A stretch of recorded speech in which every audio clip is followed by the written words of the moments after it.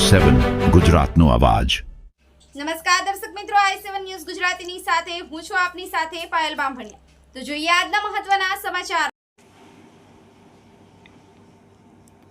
ગોવિંદગુરુ લીંબડી તાલુકા કંબોઈ ધામે દર્શન કરી અને મહેશભાઈ છોટુભાઈ વસાવા ભાજપ છોડી કોંગ્રેસની જન આક્રોશ યાત્રામાં કોંગ્રેસ પક્ષમાં જોડાયા અને કોંગ્રેસ પ્રદેશ પ્રમુખ અમિતભાઈ ચાવડા, ધારાસભ્ય શ્રી અનંતભાઈ પટેલ, ધારાસભ્ય શ્રી મેવાણી, ધારાસભ્ય વાસવાડા, પૂર્વ સાંસદ શ્રી મધુસૂદન મિસ્ત્રી, પૂર્વ સાંસદ શ્રીમતી પ્રભાબેન તાવ્યાડ, પૂર્વ ધારાસભ્ય શ્રીમતી ચંદ્રિકાબેન બારૈયા, પૂર્વ ધારાસભ્ય વજુભાઈ પંડા, દાહોદ જિલ્લા કોંગ્રેસ પ્રમુખ શ્રી અને ઝાલોદ તાલુકાના પ્રમુખ મુકેશભાઈ ડાગી, કોંગ્રેસના પેડ નેતા એવા નીનામા ચંદાભાઈ વગેરે મોટી સંખ્યામાં ઉપસ્થિત રહ્યા હતા।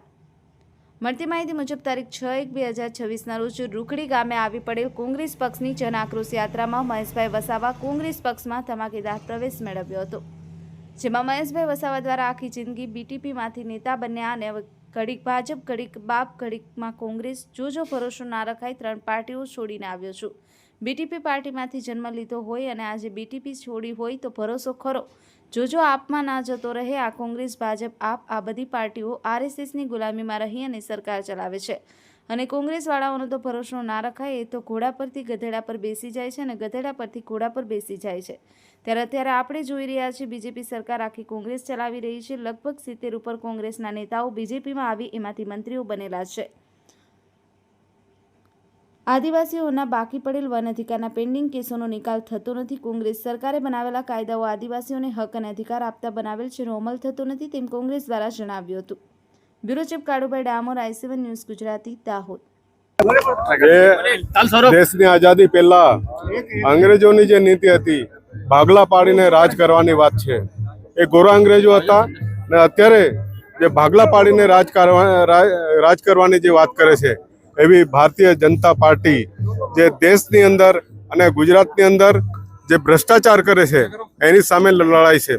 આદિવાસી સમાજને જળ, જમીન, જંગલનો અધિકાર નથી આપતા, એમના આજે પણ હજારો દાવાઓ એમના પેન્ડિંગ છે અને કોંગ્રેસ સરકારે જે તે વખત આ 2006ની અંદર કાયદો કાઢી અને લોકોને જમીન આપવાની, જંગલની જમીન આપવાની વાત કરી।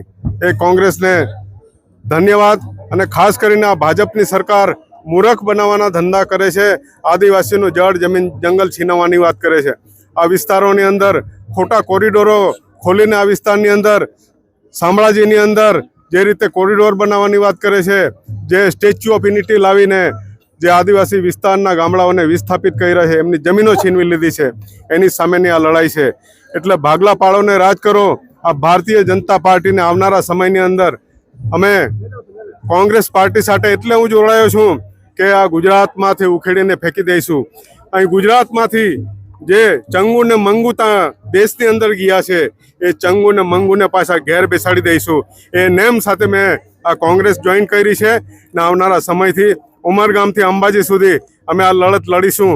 જેવી રીતે પાડલિયાની અંદર પેલા બહેનનું, વિધવા બહેનનું ઘર તોડીને આ જંગલ ખાતા અને પોલીસ ખાતા આ સરકાર, ભાજપની સરકારે તોડી નાખ્યા છે, એ કોઈ વિસ્તારમાં બનવા નહીં દઈએ। જો આવનારા સમયની અંદર એ કરશું તો અમે ચૂપ નથી બેસવાના।